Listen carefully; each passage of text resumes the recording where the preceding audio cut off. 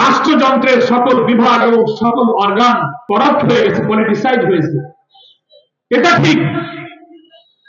এই 15 বছরের স্বৈর শাসনে বাংলাদেশ নামক রাষ্ট্রযন্ত্রের সকল বিভাগের যে পরিমাণ দলীয়করণ আর দুর্নীতিতে ডুবে গেছে, সবটা সংস্কার করা এই অন্তর্বর্তীকালীন সরকারের জন্য সম্ভব নয়, সময় সাপেক্ষ ব্যাপার। রাষ্ট্রের পূর্ণ সংস্কার একটি নির্বাচিত সরকার ক্ষমতায় আসলে তার দ্বারাই সম্ভব হবে।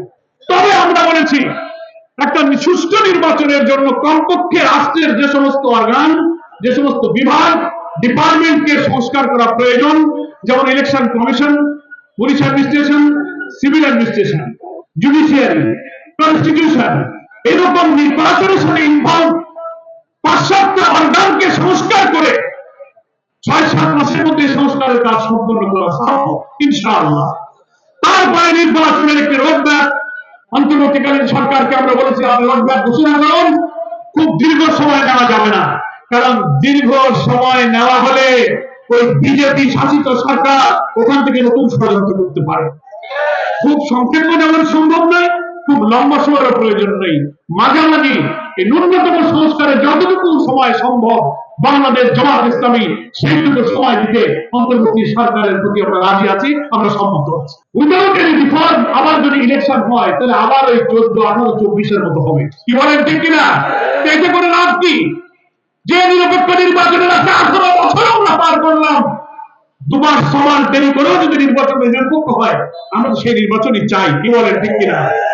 ফলে আপনাদের মুক্তাগাছবাসীকে আমি আহ্বান জানাই, জামাতের পক্ষ থেকে আমরা ধৈর্য ধারণ করব, অন্তর্বর্তীকালীন সরকারের সংস্কারমূলক কাজ করে সবকিছু সম্পর্কে নির্বাচনের দিনক্ষণ যখন এগিয়ে আসবে তখন আরো নিশ্চয়ই করে বলা যাবে। তবে আমরা প্রস্তুত আছি। আমাদের অমিত সাহেব বলেছেন, জাতির বৃহত্তর স্বার্থে, গণতন্ত্রের স্বার্থে, ফ্যাসিবাদের হাত থেকে দেশকে স্থায়ীভাবে রক্ষা করার প্রয়োজনে ফ্যাসিবাদ বিরোধী যে কোনো রাজনৈতিক শক্তি এবং ঐক্যের সঙ্গে ঐক্য করতে জামাত ইসলামী রাজি আছে। ইসলামী দল, সংগঠন, মত, স্কলারদের সঙ্গেও তাদের মধ্যে পারস্পরিক আলোচনা চলছে। জামাত ইসলামী ইসলামী দলগুলোর মধ্যে ঐক্য প্রক্রিয়ার সাথে সম্পৃক্ত আছে। ইনশাআল্লাহ আল্লাহ তাআলার রহমত থাকলে কোন না কোন পর্যায়ে একটা জাতীয় ঐক্যের ভিত্তিতে আগামী নির্বাচনের জন্য বাংলাদেশ এগিয়ে যাচ্ছে, আমরা রাজি আছি। আমরা সেই নির্বাচনের জন্য প্রস্তুতি নিচ্ছি। আমরা এমন একটি বাংলাদেশ গড়তে চাই যে বাংলাদেশে মিথ্যাচার, অসততা, দুর্নীতি থাকবে না। আল্লাহ তাআলার খাস রহমত থেকে নাজিল হতে পারবে সবচেয়ে ইনসাফপূর্ণ যে রাষ্ট্র। ইনসাফ কোন মানুষ দিতে পারে না, মানুষ ভুল করতে পারে, মানুষ শয়তান দ্বারা প্রভাবিত হয়, প্ররোচিত হয়, পক্ষপাতিত্ব করে। সেজন্য মানুষের কাছে আসল সুবিচার নেই। আসল সুবিচার কোথা থেকে আসবে? সুবিচারের উৎস হচ্ছে, নির্ভুল জ্ঞানের উৎস হচ্ছে আল কোরআন। আরো কিছুদিন, 15 বছর তুমি যখন ধৈর্য ধরলে, তার একটু ধৈর্য ধরে সেই নির্বাচনটা হোক যে নির্বাচনে সবাই খুশি হয়।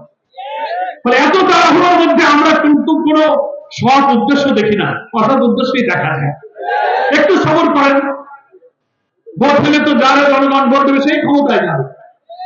সেই জন্য আমি ফ্যাসিবাদ বিরোধী আন্দোলনের রাজপথে যারা আমরা একসাথে হাতে হাতে মিলে লড়াই করেছি, দল মতে ভিন্নতা থাকলেও সকল রাজনৈতিক দলের প্রতি জুলাই অভ্যুত্থানের যে মূল চেতনাকে ধারণ করে একটি সুস্থ নির্বাচনের প্রশ্নে ভারতীয় আধিপত্যবাদের দাবিদার থেকে বেঁচে থাকার জন্য এটি জাতীয় ঐক্যের যে ডাক আমাদের প্রিয় আমির জামাত ডক্টর ফজলুর রহমান দিয়েছেন, জাতীয় ঐক্যের প্রতি শ্রদ্ধা জানাবার জন্য আমি সকল রাজনৈতিক দল এবং দেশবাসীর প্রতি আহ্বান জানাই।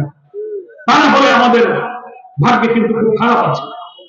এই অন্তর্বর্তীকালীন সরকার যদি ব্যর্থ হয়ে যায়, এত রক্ত সাগর পাড়ি দিয়ে আবার যদি সুষ্ঠু নির্বাচন আমরা করতে না পারি, অন্তর্বর্তীকালীন সরকার যদি ব্যর্থ হয়ে যায়, তাহলে এই জাতির ভাগ্যে কিন্তু একটি মহা দুর্যোগ অপেক্ষা করছে।